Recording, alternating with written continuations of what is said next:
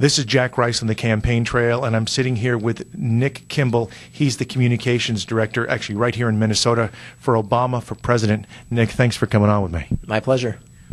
We have almost ignored Minnesota in many ways, I think on a national scale, when it comes to the presidential campaign trail, simply because people were looking at Iowa. Then they looked at New Hampshire, and then for the Democrats, they were looking at Nevada, now South Carolina. But of course, Super Tuesday is a couple of days away, 22 states, including Minnesota.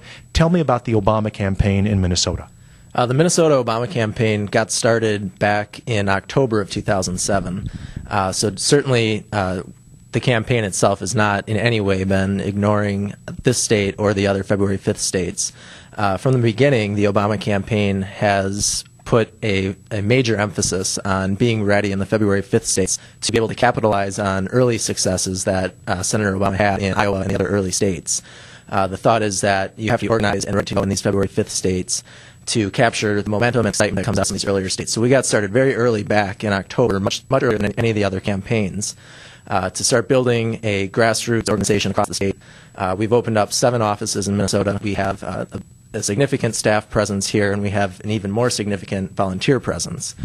How hard is that to do? I mean, one of the things that many have talked about on the campaign side is that one of the strongest things about Senator Obama's adversary, Senator Clinton, is the machine. Her organization is very, very deep. She has very long connections through President Clinton. And how does that play, so to speak, into the senator's efforts, and more particularly your efforts right here in Minnesota to reach out and convince people to caucus for this guy? Well, it certainly is no surprise to us that organizationally we started from a significant disadvantage. Some of our opponents in this race have been around and building organizations for years, even decades. And Senator Obama, back when he launched his campaign in February of 2007, essentially had to start from scratch. So it's been, very hard work, sweat, blood, and tears put into building up an organization that in Iowa obviously was very successful for us.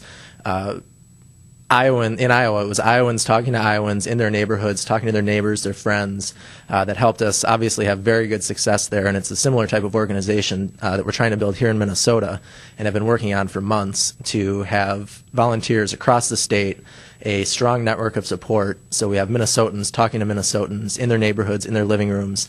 Last Thursday, for instance, we organized almost 60 house parties across the state where our volunteers, from start to finish, put these together, invited their friends, invited their neighbors, and the other people in their communities who were either supporters already of Senator Obama or else they were undecided. And they brought them in. We had a video presentation that we had, a conference call with Senator Obama's sister Maya during that time, and it was just an opportunity for Minnesotans to hear from people in their communities about why they're supporting Senator Obama and why they think he is the one candidate who is uniquely qualified and is the one candidate with the judgment to become the next commander-in-chief of the United States. I've spoken with a lot of the major candidates, including Senator Obama, and I think back to some of the Republicans that I've spoken with, some of the major supporters of some of the other candidates, including Republicans, and what some have said is that nobody would motivate Republicans to vote more than Senator Clinton. She will drive them to vote for anybody but her. Is that part of the calculus at all, the fact that maybe he's more electable? But then again, let me ask you this to follow up that, and I'll just sort of let you prepare, is that he might be able to win the general election, but is it easier to win the general than it would be to win the nomination? There's a difference. Well, I think that there's no question that we are seeing that Senator Obama is someone who is willing to tell the American people not only what they want to hear, but what they need to hear. He has an honesty about him that I think inspires a lot of people, and they see that it's something that this country has been missing for a very long time. So I think that is an attribute that Senator Obama has that appeals not only to Democrats in the primary nomination contest, but also in a general election to a wide array, diverse group of people across this country that will put Senator Obama in a position to succeed where Democrats have not succeeded in a very long time.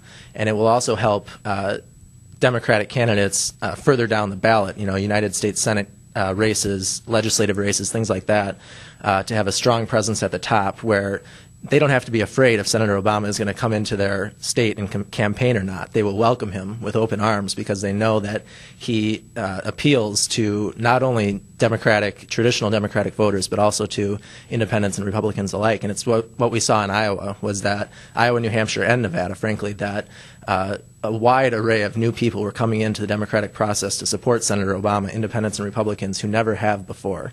And I think there's just no question that he is certainly the most electable candidate out there for the Democrats, and that is something that is persuasive for a lot of people. Watched the back and forth between Senator Obama on one side and Senator Clinton on the other, and there's a fear amongst some of the Democrats that I've spoken with across the country that people will be alienated, people will be turned off, people will be unwilling to support anybody, and you won't have a cohesive Democratic Party, which is absolutely required in order to win not just the nomination, but of course to win the general election.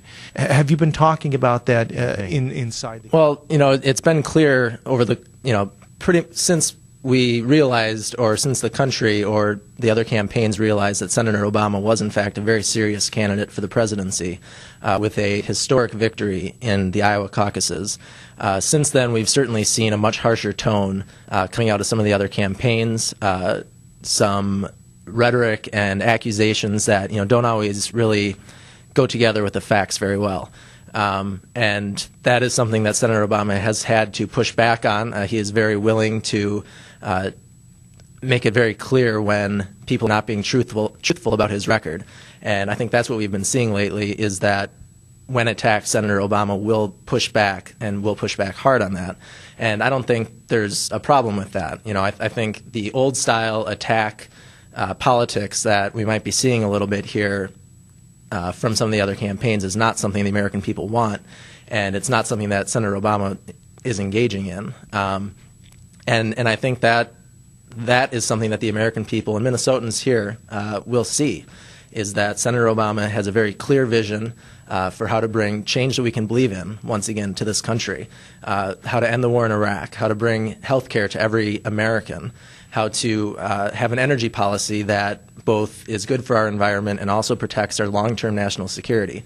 These are the issues that Senator Obama is running on. He has a very clear policy agenda to implement the first day that he is sworn in as President of the United States.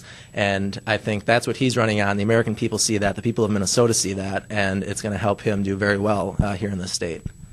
I think back to a question that I had with your counterpart, Josh Earnest, who was the communications director in Iowa for Barack Obama. And I asked him about race. Not the race fight that we continue to see back and forth between the senators I'm talking about, but the fear that some people say, yes, we're ready for an African-American president. And the reality, if somebody goes in to pull the trigger, so to speak, to actually vote, and when they pull the curtain behind them and they actually make the decision, that some people may say, when no one's looking, I just don't know if I can do this. You know what I mean? Certainly know what you mean, and it's certainly something that the chattering classes out there like to talk about. I don't think we've seen that a whole lot here in this campaign. In the state of Iowa, for instance, Senator Obama performed very, very well. In other states as well, New Hampshire and Nevada performed very, very well. Very, very white states, absolutely. Both of them. And he, performed very well among all demographics. And you see it at all of the events that he goes to. There are inspired legions of people of all races, of all male, female, black, white, Hispanic, Latino, Hmong, Native American. You have Republicans, Independents, Democrats. Senator Obama is appealing to people from across the spectrum, and I think that it's because he has this vision, this message of bringing real change to this country, and people think that he is the one candidate who can actually bring that change about. All these candidates are talking about bringing change. It's a popular thing to talk about now. But I think we're seeing that Senator Obama is the one candidate who has the ability to unite Republicans and Democrats and independents in Washington and lead this country to a place that restores our standing in the world once again, and actually does deliver on some of these things that we've been talking about for years. Thanks so much for joining me. Thank you very much.